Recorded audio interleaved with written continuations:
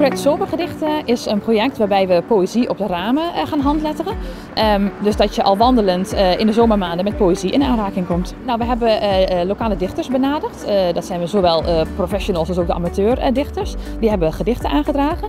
En toen hebben we het ook online gezet, zodat raameigenaren een gedicht konden uitkiezen. Ik heb dit raam opgegeven omdat dit eigenlijk een heel drukke straat is, waarin iedereen in zijn eigen bubbel maar voorbij raast.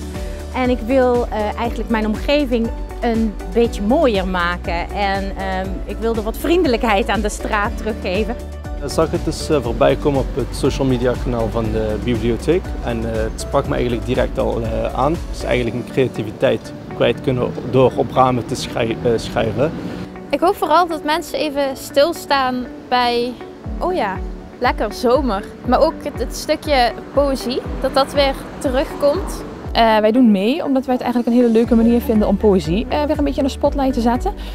En de verbinding vinden we heel mooi. Dus we werken nu veel samen met de dichters, die we ook voor andere projecten wel eens benaderen. De vrijwilligers die ook in de bieb wel helpen, die nu een hele andere kant eigenlijk van zichzelf kunnen ontdekken.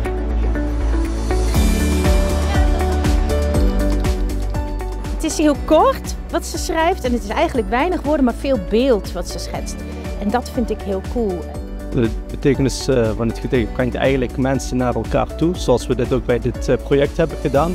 Ja, waar ik denk dat het over gaat is dat het geeft een beetje een filmachtig gevoel. Dat mensen samen in een zaal zitten, maar dat de stilte hen toch wel verbindt.